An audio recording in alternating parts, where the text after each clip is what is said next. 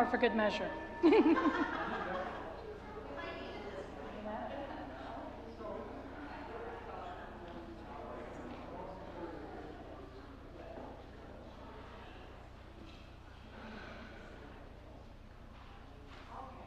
Welcome to the First Unitarian Church of Orlando. I am Charlotte Kendall, serving on our worship team here at 1U.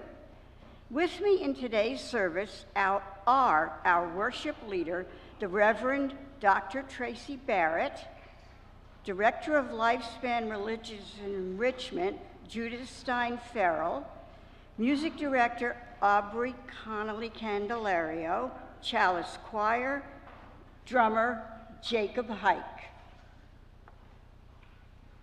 1U member, Renee Stutzman, board member, Sandy Pollock, and Chalice lighter, Maya. And let's not forget our teams of wonderful people in the background, working diligently to ensure that we come together this morning, so thank you. We greet you this morning, old friends and new, as we explore our Unitarian Universalist faith, which draws us into a community of justice seekers with a commitment to lifelong spiritual growth and compassionate service to the community. Whether today is your first or your 1000th Sunday in our midst, you are welcome here. Whoever you are, whoever you love, you are welcome here. It is in this community your whole self is welcome. We welcome your race, national origin, immigration status, gender identity, sexual orientation, age, physical or mental abilities, economic status, or religious background. We welcome you. We have a few special announcements for you today. Next week, on Saturday in Gore Hall, Mystic Grove will host a celebration of the spring equinox, the Celtic holy day of Ostara, at 5:30 p.m. All are welcome. And you may have noticed that a growing portion of our congregation ranges between 20 and 45 years old. Next Sunday, we will hear something of what the younger adults are paying attention to in their UU-informed world, what they notice and how that informs their participation in the world around them. Remember that all acts of joy are forms of resistance. Be sure to check the weekly update or our website to purchase tickets. Milk District Salon. In the upcoming salon concert with Ilana Zaks on March 28th, a spectacular violin and multimedia event to cap off the No Kings protest that afternoon. I'll see you there. And to sign up to perform and or attend the 1U welcome to the Skit Show on April 4th. Both of these fundraisers enable this community to thrive in the face of adversity. The 1U Green Team will host a viewing of Without Shade, Without Rest. This documentary looks at extreme heat and the lack of protections for outdoor workers, told through the lived experience of workers and organizers in Florida. We will hold the viewing on March 29th, 2026, from 12 o'clock to 1:30 p.m. in the assembly room. The 45-minute video will be followed by a discussion led by Nancy Rudner, PhD, Doctor of Public Health, APRN, Advanced Practice Registered Nurse, a local expert on farm workers and heat stress. A light lunch will be served. Please RSVP so they can buy enough food to Is it up there? Okay, to that email address. Slide. Okay. For more information about our congregation and announcements, go to orlandouu.org or email info@orlandouu.org. All other announcements are posted on slides before and after the service and can be found with links in the weekly update or on our website. If you would like to follow along with today's service, please use the QR code shown on the monitor to view the order of service. Thanks again for being here in person and online today.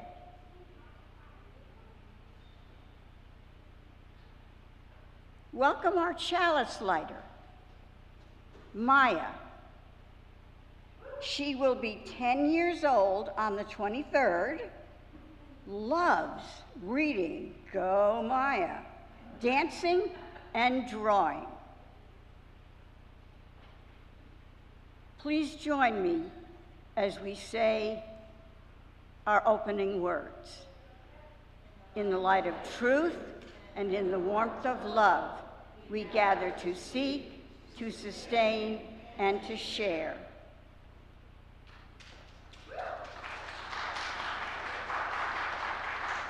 Please rise in body or spirit and join me in singing our opening hymn, number 396, I Know This Rose Will Open. Good morning. This is a round. We will sing it one time through together, then we'll do it 2 more times. Section 1 will go, then followed by 2, followed by 3, and around. After that second time, just listen to the other group sing. It will be lovely. Hopefully you know this. Follow me.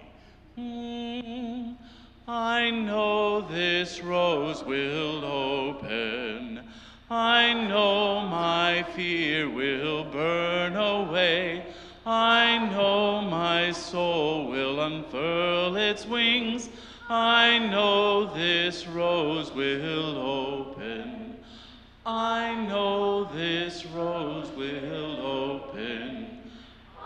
Know this rose will open.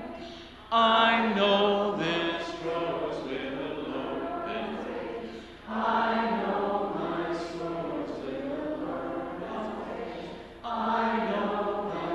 rose will open. I know this rose will open. I know this rose will open.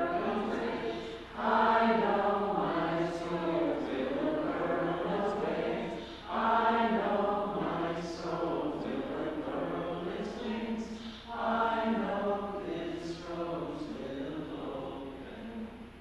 I know. Y'all did such a good job with that. Aubrey asked me if I wanted it to be done in a round, and I was like, can you all do it in a round? And you all did, so good job. Today we gather with words from Marilyn Massell. I, you, us, them, those people. Wouldn't it be lovely if one could live in a constant state of we? Some of the most commonplace words can be some of the biggest dividers. They? What if there was no they?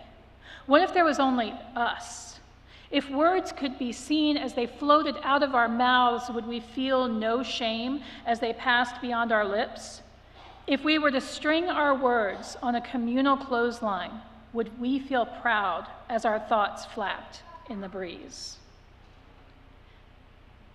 If you are joining us online for the first time, please say so in the comments. And if you are joining us for the first time or even the third time in worship today, please stand if you are willing so we may offer a warm welcome. Oh, there, see a few popping up. Welcome.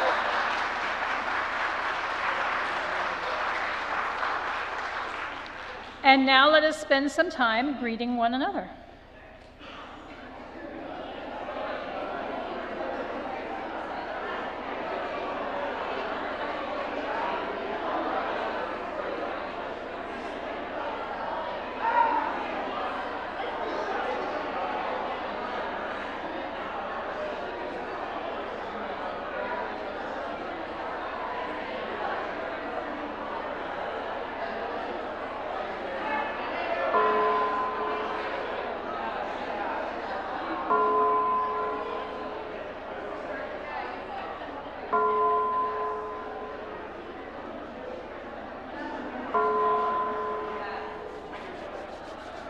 So good morning.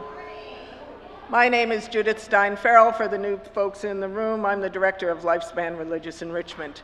This morning we're doing the Time for All Ages, but I've invited some Reverend Tracie and my friend James to help us enact it today. So if the kids don't mind hanging at back and watching, we'd appreciate it.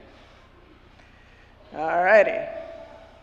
This is called, it's a staged reading of Rules for Children in the Worship Service, and it's written by C.B. Beale, Justice and Peace Consultant.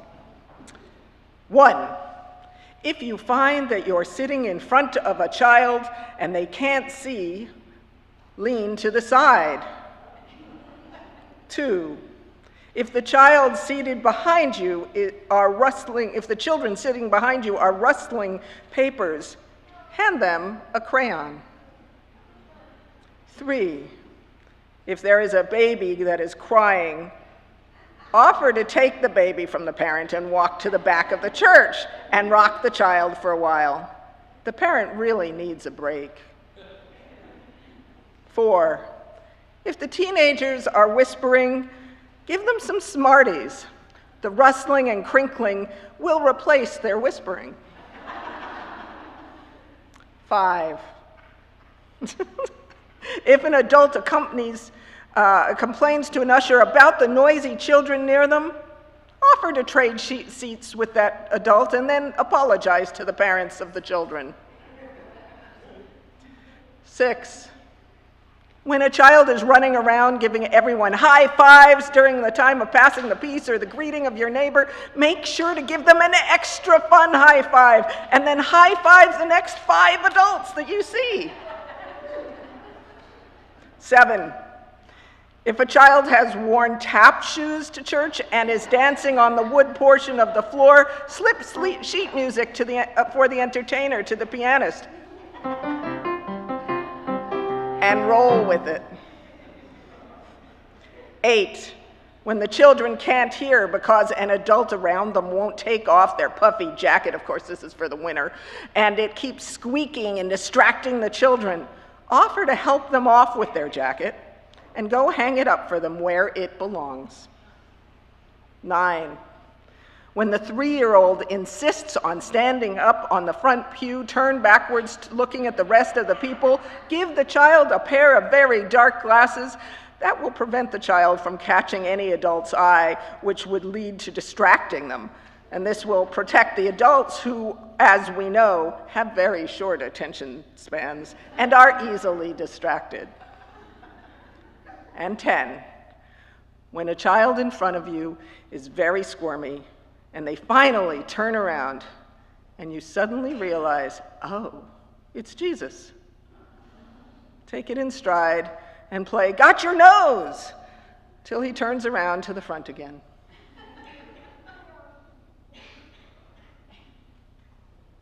And those are the rules for children in the service.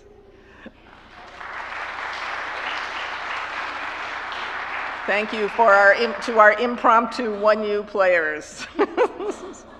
Let's sing our young people out to their free time activities by lifting up our arms in a loving arch for our children to walk through as we sing "This Little Light of Mine."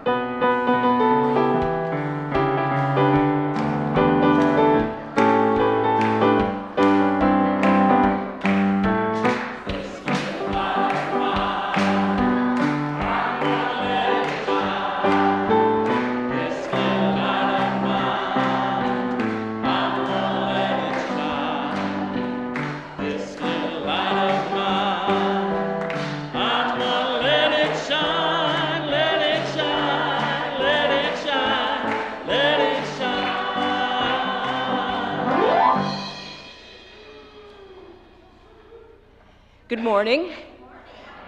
I'm Renee Stutzman. I've been a member of 1U since 1991. It's pledge season. It's my job to get you to pledge money to First Unitarian Church, so let me be direct. Give us your money, monthly installments preferred. Actually, I'm here to talk about myself, but I have important, shocking, and fabulous news. And that is that being part of 1U will put money in your pockets. It has mine. Here's my story. Cast your mind back to 1989. I'm 30 years old. I've just moved to Orlando. I'm working as a journalist, and I am the one employee in the office of United Press International in Orlando. I knew no one here. I left a busy, vibrant newsroom in Dallas to take this job. I had family in Dallas. I have no friends, no family here. My workday, I'm surrounded by 0 people. On the weekends, I go home and I'm alone.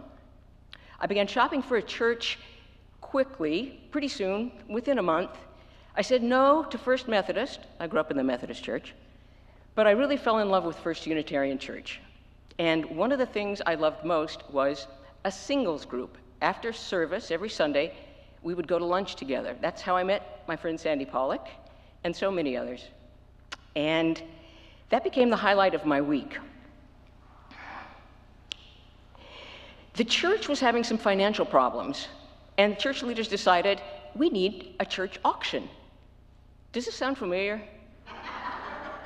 They asked the singles group to lead that, and I volunteered to be chair, and the campaign was successful and generated more money than the church expected, so my stock was pretty high, especially with the church treasurer, Judy Benz. Judy's married to a reporter at the Sentinel at the time, and more importantly, lived across the street from Jim Clark, the fella responsible for hiring newsroom employees. UPI was having financial problems. I could tell because it filed for bankruptcy twice. They laid off the one-member staff in Tampa, and I was confident they would lay me off within a matter of weeks. So I said, Judy, will you go across the street and tell Jim Clark to hire me? And she did, and he did, and I worked at the Orlando Sentinel until retirement. That was 26 years.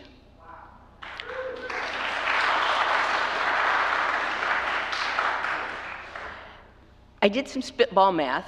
26 years of salary and benefits at the Orlando Sentinel amounts to roughly $1.3 million. 1U put $1.3 million in my pocket. Ka-ching! But there's more. Chapter 2, I bought a house. In 1993, I changed responsibilities at the Sentinel, and I was renting. It was time to buy.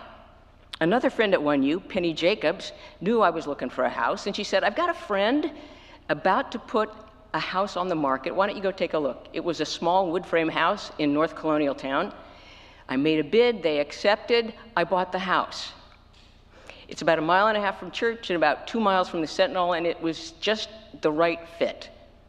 Well, according to the Orange County property appraiser, let me back up. That was a 1993 purchase. According to the Orange County property appraiser, that house is now worth 5-fold what I paid.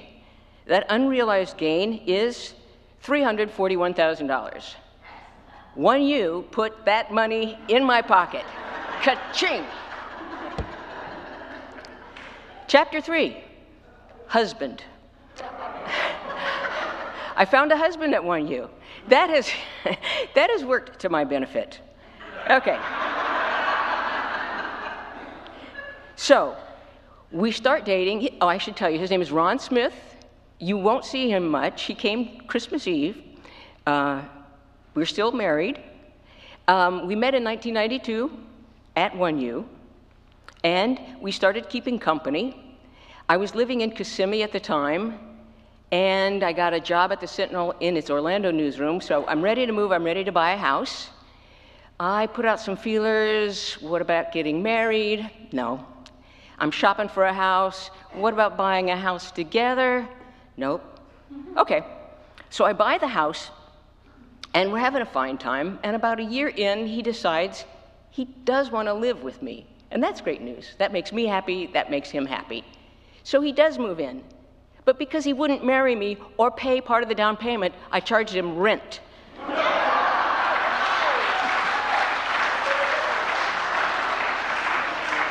So we lived that way for about 4 years. That's $12,000. Thank you, 1U. Ka-ching!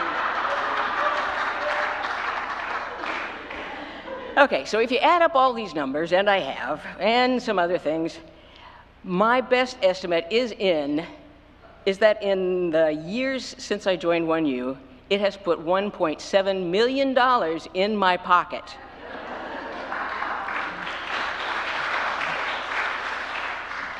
I have pledged every year since 1991, but I haven't pledged $1.7 million. It's pledge season. Please pledge and be as generous as you can, because the payoff, sky's the limit, baby.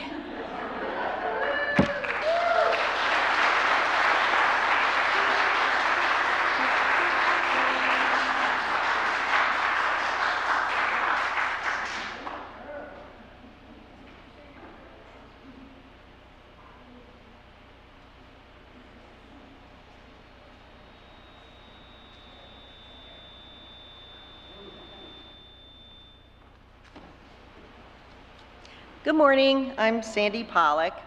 I'm going to go off script for just a minute to say that we are, as many of you know, nearing the end of our minister's sabbatical. And I just want to give a big shout out for what a wonderful job our worship committee has done over these last 2.5 months, keeping wonderful worship services every Sunday.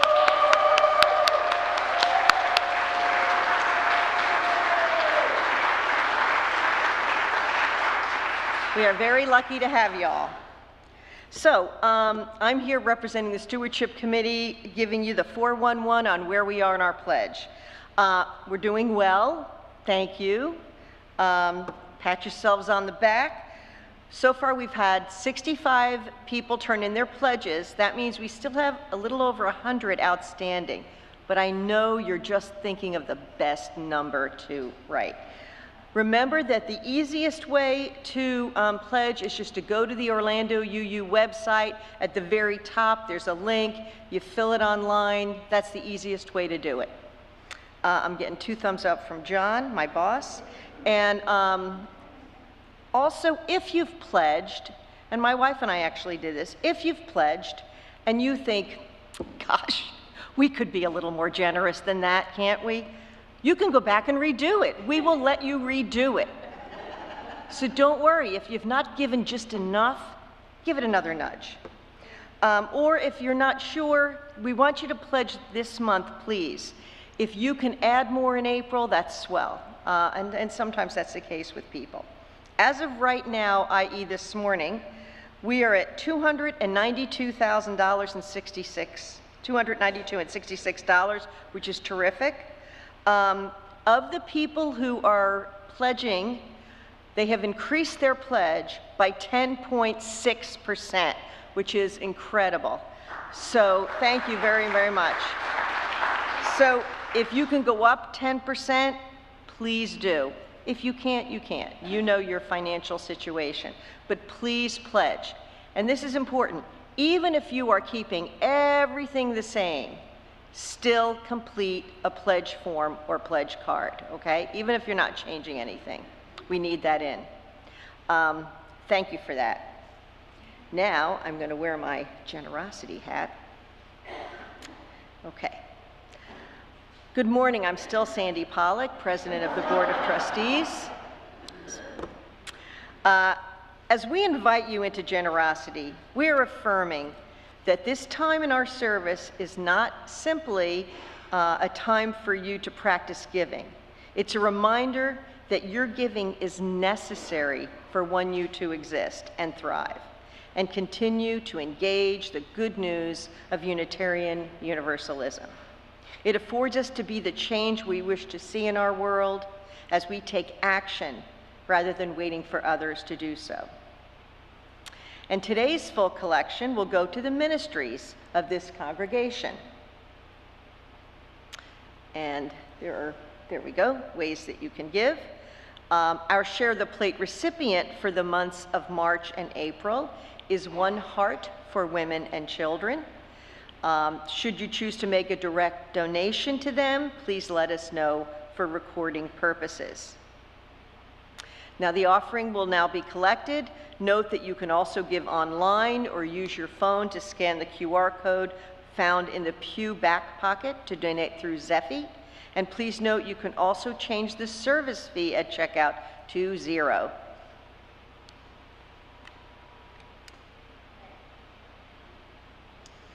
So Reverend Tracie is talking about summer camps this morning.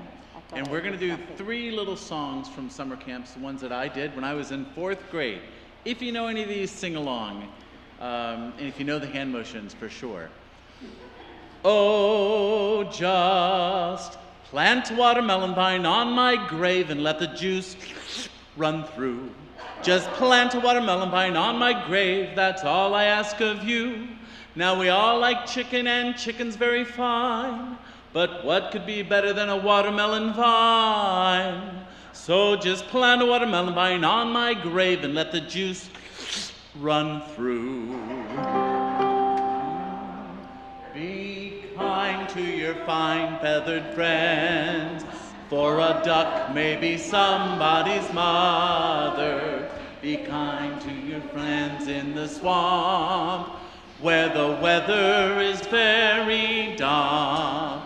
You may think that this is the end. Well, it is. On top of spaghetti, all covered with cheese, I lost my poor meatball when somebody sneezed. It rolled off the table and onto the floor, and then my poor meatball rolled out of the door. It rolled in the garden and under a bush, and then my poor meatball was nothing but smush. The mush was as tasty could be, and early next summer it grew into a tree, all covered with beautiful moss. It grew lovely meatballs and tomato sauce. So if you eat spaghetti all covered with cheese, hold on to your meatballs and don't ever sneeze. And chew!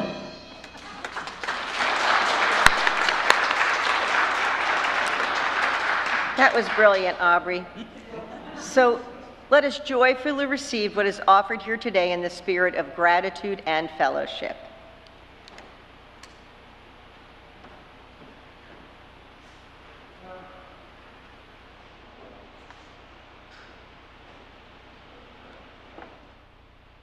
This is the time we set aside for deep sharing of our hearts and for prayer and meditation.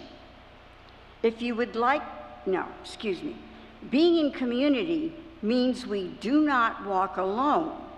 By sharing our joys and sorrows, we allow others to help carry what cannot be contained.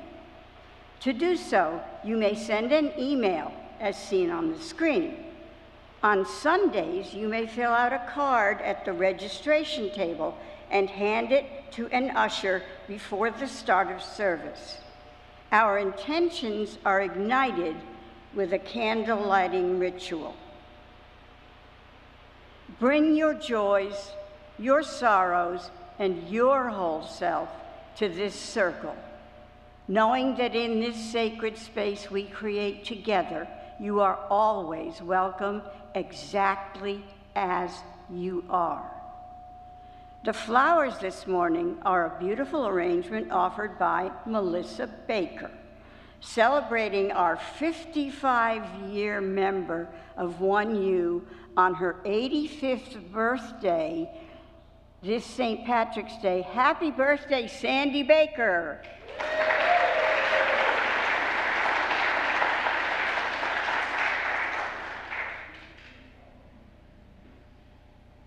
Javier shares with us that his mom is in the ICU in hospital in Puerto Rico.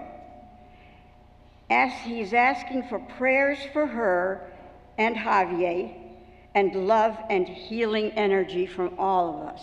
Please keep Javier in your heart. Tess Junker shares both a joy and a sorrow. My husband has been offered a professorship at Oxford University in the UK, and I am filled with pride and gratitude that his work has been recognized in this way. I am also grateful that he will be able to work in a university environment that honors academic freedom and diversity. At the same time, I am deeply saddened that this means we will be moving and that I will be leaving this cherished congregation whose love and support have carried me through so much over the past 2 years. April 26th will be my last day attending 1U. And I will do my best to pay forward the goodness I have received here in my new home. So make sure to touch base with Tess Junker before she leaves. From Nicole, please keep Stella McAllister in your thoughts. She is going through a difficult time right now. I would love it if we could hold her in our thoughts and send her strength, comfort, and the care of this community.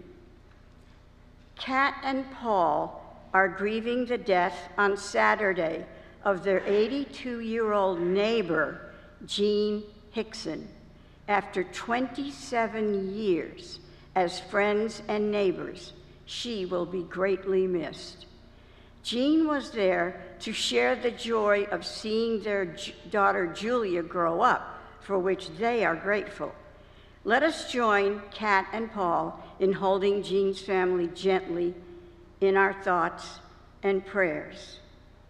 From the larger community, we hold our communities, our country, and our fragile world in a circle of protection and peace. In times of upheaval, we commit to the steady, courageous work of justice, both in the quiet of our hearts and the strength of our actions. May we be a sanctuary for one another as we bend the long arc of the universe toward a more just and gentle future.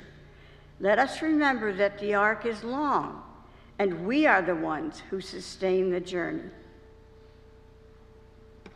Let's just take a moment to breathe deeply the gratitude of this moment as we hold one another close.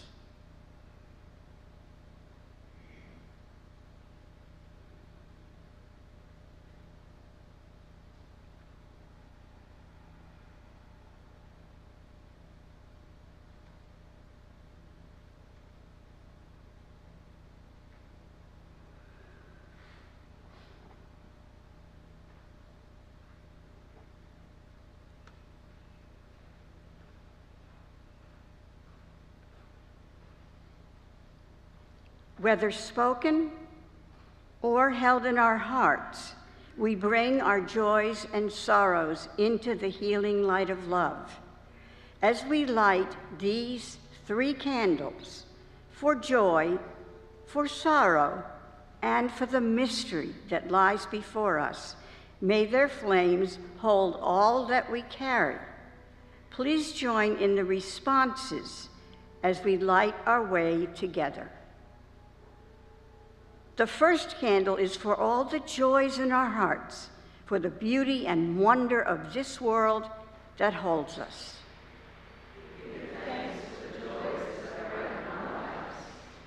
This second candle is for the sad and difficult happenings in our lives, for grief over the losses we have borne.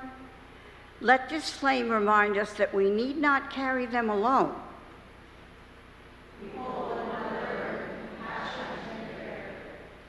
The third candle is for all that remains unknown, a flame of mystery and possibility.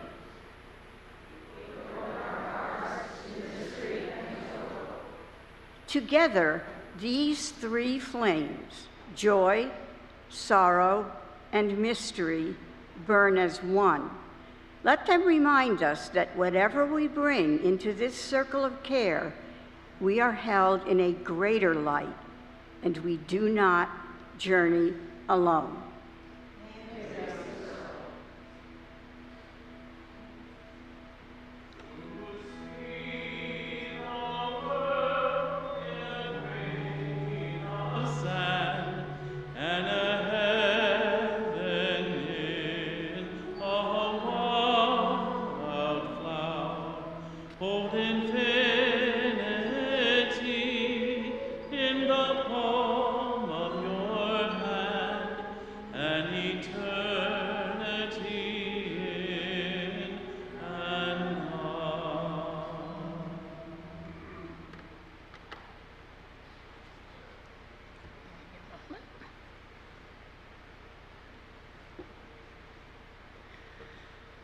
Three and a half years ago, I was in Pittsburgh, Pennsylvania, sitting behind the main stage at General Assembly, helping to put together the arches that would serve as doorways for that evening's worship service.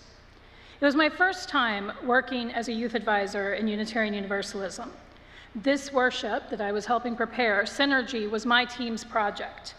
I had shepherded 2 high schoolers as they planned this important worship service, their bridging on the national stage at General Assembly. While I was back there chatting with Amanda from the UUA, I got a text from one of the young adults asking me to come out to the tables and join a conversation about the service. I expected a simple logistics conversation. It was not. There were big feelings happening around something that some of the young adults wanted to do during the worship service that others felt was not quite appropriate at that time. And I won't go into the details, but there were a lot of hard feelings and some harsh words. I spent my time at the table listening, reflecting, and giving that adultier adult level advice. The conversation ended, and I headed backstage again. And the next moment changed my life. Amanda looked at me and said, "Hey, so I hear that you're an amazing chaplain. How would you like to come to camp in Wyoming and serve as a chaplain for our youth and high school youth?" I said, "Cool. When?" She's like, "Oh, next week." Friends, I had a moment because this was everything that I felt called to do in my life, and I knew the board at the congregation I served was already a little unhappy with me for how much I had traveled that year between school and events such as General Assembly. And I joke that I said yes because it was 10 days in July in Wyoming. I offered to dig latrines to get out of Florida in July. A week and a half later, I was landing at the Denver airport about to embark on a great adventure. I expected an easy week. Chaplain duties probably meant dealing with homesickness or, maybe some struggle with cabin mates or maybe some stuff campers might be dealing with at home or at school. No. What I discovered and what brought me back every year since then is that our Unitarian Universalist youth are dealing with so many big things. They're dealing with their gender identity and how their families are responding, both supportive and not.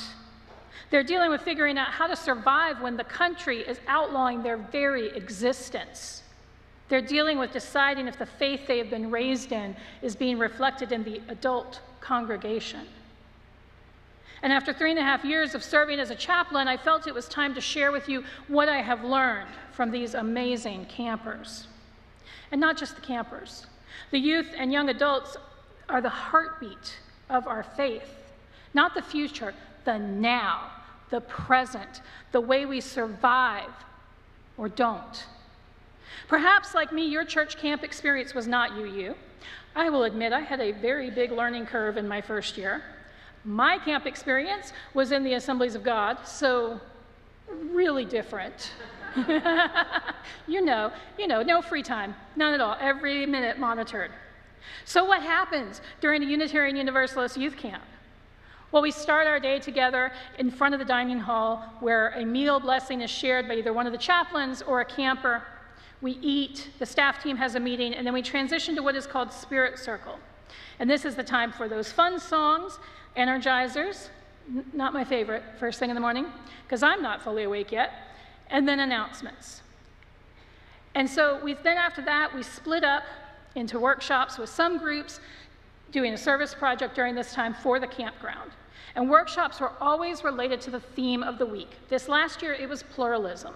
So we had options last year of pluralism cake, hiking, jam band, sand mandalas, mindful movement, fire building and safety, and improv. All workshops had opening words, an activity, and then closing words to really bring it into the theme. After workshops, we had a justice and inclusion time, and each day had various activities and discussion around our values. And I want to share an interesting tidbit that I learned this year. In one of our value voting times, I don't know if you've done this, but this is where you choose whether you really agree or you disagree or somewhere in the middle and you're moving around a lot. I discovered during that most of our youth felt that TikTok is bad for youth because it's easy to get into an echo chamber and the amount of alt-right content that is being pushed to the youth's algorithms. And 90% of our youth there didn't even have TikTok. So, it's us, it's my age, that's who's on TikTok. Another powerful moment was when we had the youth write down their identities and the societal pressures that they were dealing with because of it. And for many of our youth, when it comes to gender identity, they feel immense pressure to fit into the gender stereotypes, regardless of where they were on the gender spectrum. And it led to a lot of really interesting conversations because some of these kids had never experienced somebody with a different gender identity. Some use name and pronouns that they don't use at home. They only use them at camp to try them on and see what they're like. Justice and inclusion time leads into lunch with another meal blessing, and then it's off to rest ministry. Just one of my favorite times. I was tired by lunch, y'all. Rest ministry is an hour of quiet time in their cabins, being monitored by the leadership team, the 25 and up staff, so that their counselors actually get an hour off, away from the campers.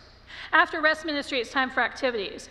At Quest, the one in Wyoming, that meant basketball, gaga ball, it is a real thing, it is terrifying. Friendship bracelet making, always a hit, reverse tie-dye, and sometimes a hike. At Camp Blue Boat, because it's on a lake in Idaho, again, I absolutely said yes to that. The main activity is swimming and boating with crafts available as well. These are the times I've had the best conversations with the campers because we're relaxed, we're hanging out, and they're telling me about their lives. After activities, we go into spiritual practices. Some groups are tagged with planning worship during this time, and the rest of the campers get to do things like writing a prayer or blessing, a guided journaling activity, pluralism and tarot, nature meditations, and building nature altars. I got to lead prayer writing at Quest, and let me tell you, these kids, one of our rising sixth graders, Eben, wrote the following and shared it as a meal blessing the next day, and this was his first time at camp. He wrote, "We all came here from somewhere. We came from far away. We came from just down the road. We came from Colorado, Utah, Kansas. We came from the cities, mountains, towns. Even if we all come from different places around the state, country, and even globe, when we all come together to one worship, meal, camp, it is truly magical. Every one of us, let this food bless all of us in our time here at camp." Y'all, I cried. The entire pastoral care team cried. His older sibling, who had been in camp for a few years, was sobbing after this. It's a lot of emotion. And after spiritual practices, we have gaggle groups, which is really just small group ministry, right? Adults love small group ministry. We want to introduce it to our youth. And so they're split up into different groups in their cabin groups, so they're not just with the same people all the time. And these gaggle groups have a chalice lighting, a check-in with questions, an activity, and a closing. And these groups get deep fast. By the time, so they start on Sunday, by Tuesday they are sharing deep within themselves with each other. Each gaggle group is responsible for participating in the service project, either an activity or postcard writing, and planning a worship. And my gaggle at Quest had the last final worship. And one of my high schoolers, Maddie, wrote the following to share. When you look up, you can see stars, hundreds of stars twinkling into the night. When the clouds come, they cover them up, but that doesn't mean they're gone. You might not see them, but they're there. Millions of stars way up there. Stars come and go, just like friends. We leave this camp, but never forget it. We make friends who will leave when the week is done, but we will never forget them. Every year we come back. We meet old friends and make new ones, but every year we come back again. Just like the stars and the clouds, friends are here for you, even when you can't see them. We all cried, a lot of crying. At Camp Blue Boat, my gaggle was responsible for Tuesday morning worship, and the group decided to do it at the beach. They planned for everyone to just pick up a rock that was unique like them. And then one of our new campers, Fiona, wrote the reflection. She had them look at the rock, recognize its uniqueness, and recognize that everyone has a unique rock.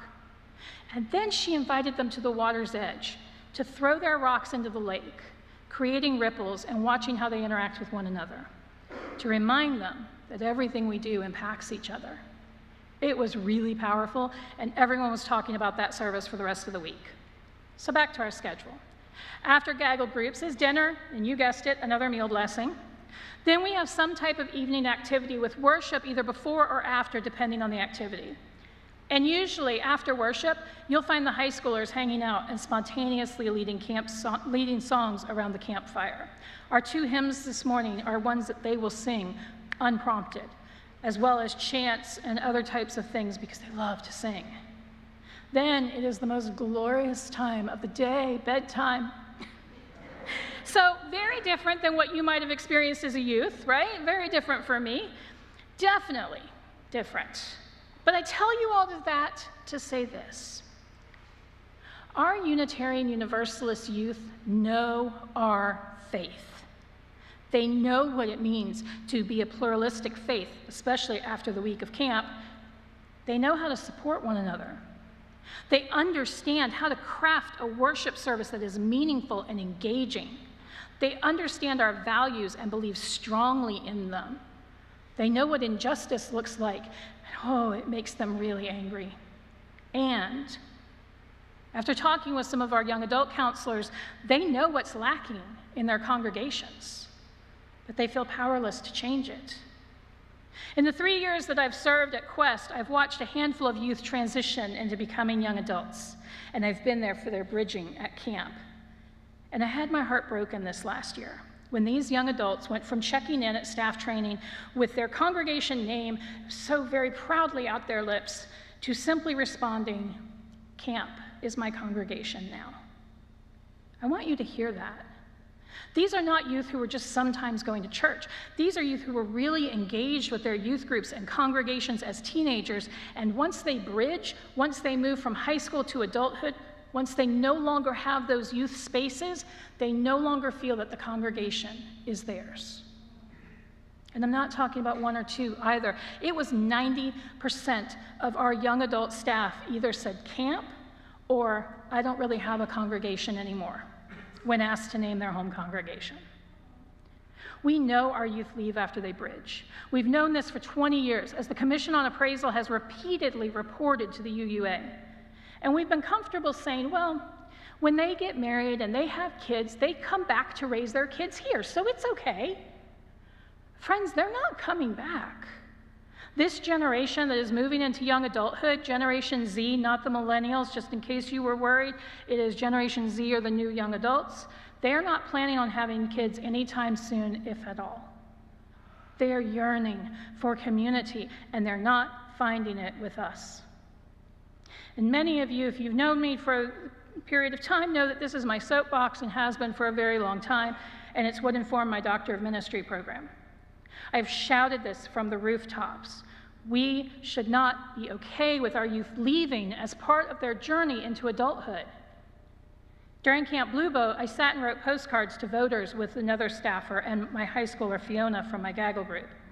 And somehow, not that it's hard, they got me talking on my soapbox about youth and young adults and the future of Unitarian Universalism. And Fiona shared how things are in her congregation and how she really only attends youth group meetings now because the main congregation isn't feeding her in any meaningful way. She shared how some youth members wanted to join the board, and the bylaws allowed for it, but they hit so many roadblocks by members who didn't think they should have a voice there. And I realize that may not have been the members' intention, but the impact felt by this high schooler and members of her youth group was that their voices were not important. After we cleaned up and got ready to go to our next thing, Fiona pulled me aside and said, "I appreciate what you shared with me, and it made me realize that if I want things to change, I need to be there, even if they aren't sure they want me. So I'm going to start going to main service more and make sure they know I'm there. Thank you." That was the 4th time I cried that week. 5th time was when she gave me this friendship bracelet. So what are my lessons from camp for you? 1, our youth are dealing with so much. The state of the world, their own identities, acceptance or lack of, even at home and in their church communities, school shootings, legislation that wants to erase them or their friends, and the knowledge that the world they are about to enter as adults is falling apart around them. 2, they know what it means to be a Unitarian Universalist in very deep ways. They know and deeply believe in our values of justice, equity, transformation, pluralism, interdependence, and generosity. They know what it means to hold love at the center. They know what it means to honor the inherent worth and dignity of every person, and in many cases, they are not seeing this in their congregations. Many report to me that they are misgendered on the regular when they are in their adult congregations. They want to be here. They want to be in communities where they can be themselves and be accepted and honored for that. They want to contribute. They want to be in and create safe and supportive and brave spaces to work out this faith and live into it. They want to invite their friends to our congregations, but they don't because they're not sure if it's safe enough for them. 4, they worship deeply. Not to a deity or a concept, but they consider community to be that thing of worth that needs to be lifted up. After 3 years of worship, youth worship nightly at camp, I get it now. Their worships are deeply spiritual. They contemplate, they wish, they dream, they hold one another in love, they sing. My goodness, do they love to sing. We often have to kick out the high schoolers when it's time for them to go to their cabins. They would stay around the fire all night if they could. And what happens is they sit in silence between songs, and then someone begins singing something and we all join in. Not hymns from our hymnal, although we do that, the 2 that we are doing today, but newer songs and chants. They're able to harmonize and do them in rounds. These kids can sing Blue Boat Home from memory, y'all. Their worship activities are thoughtful and deep. Meditations, conversations with one another, reflections, readings. There's time for silence, time for singing. It's interactive and engaging. Is it any wonder that when they come and they reach the big church, that they find it lacking? 5, they want so much more for us.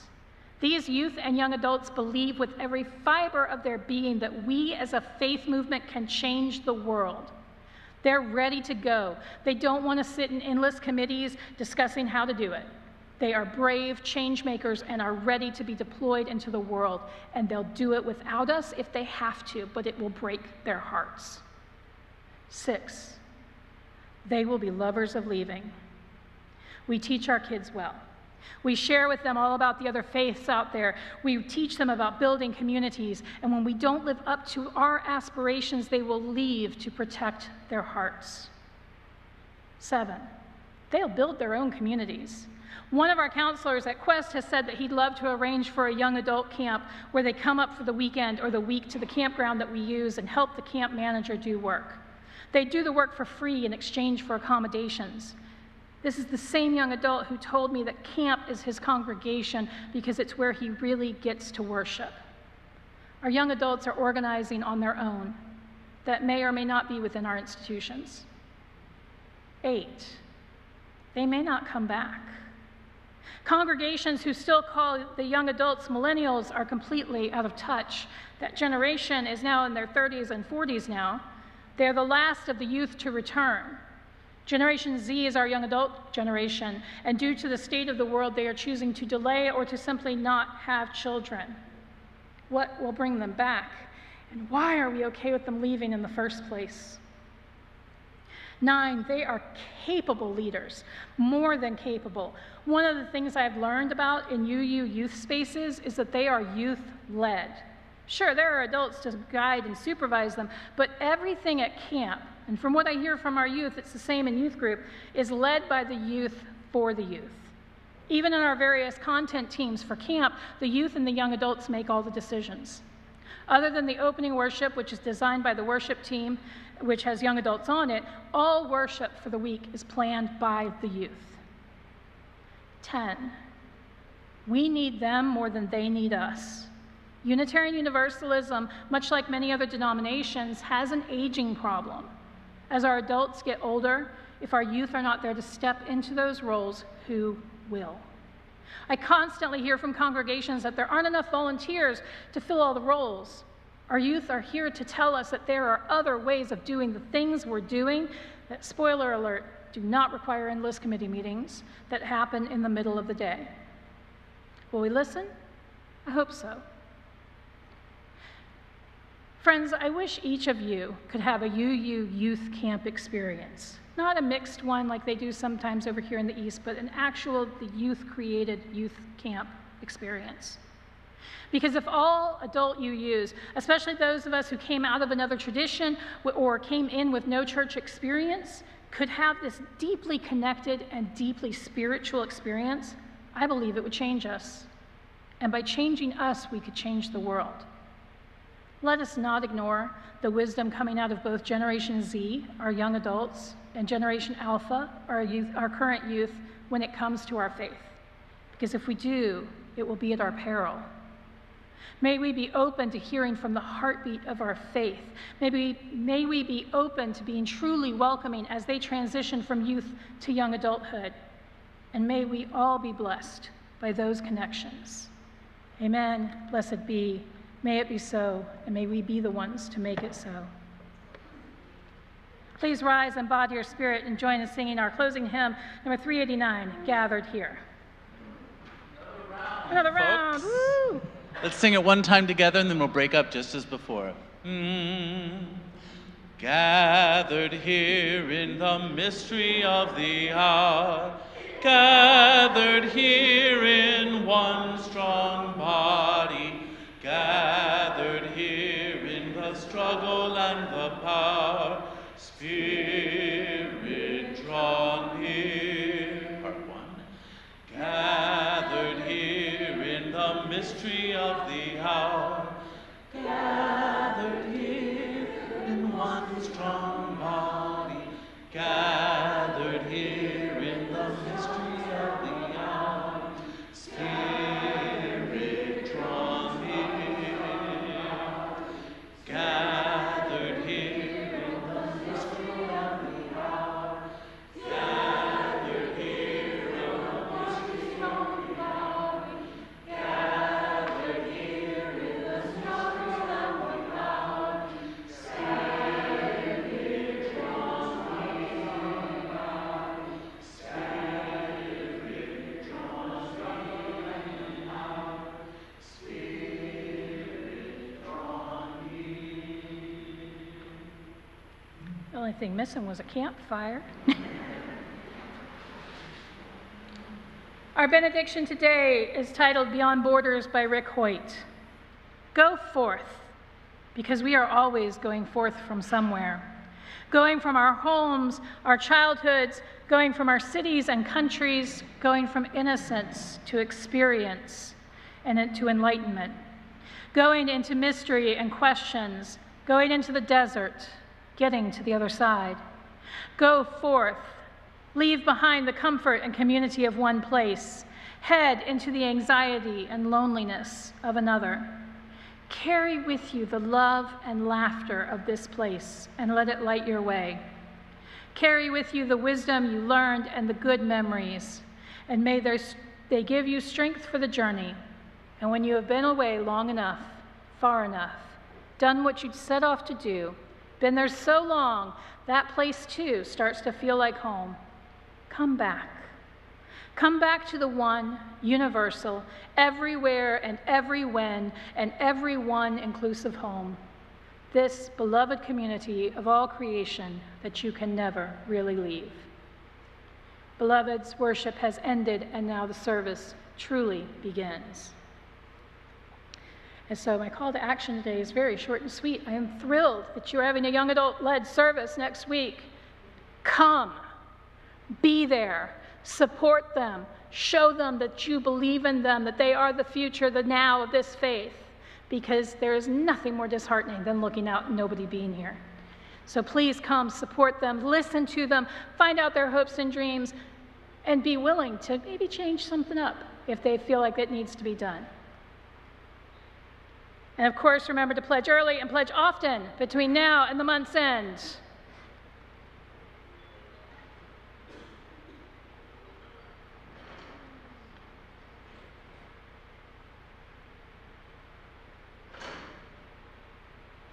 Please say these words with me as we extinguish this flame. We extinguish this flame, but not the light of truth, the warmth of community, or the fire of commitment. These we carry into the world until we are together again. Come join us for food and fellowship in Gore Hall, or stop by the Get to Know 1U hub on the patio if you'd like to learn more about us and help us get to know you. Play us out, Aubrey.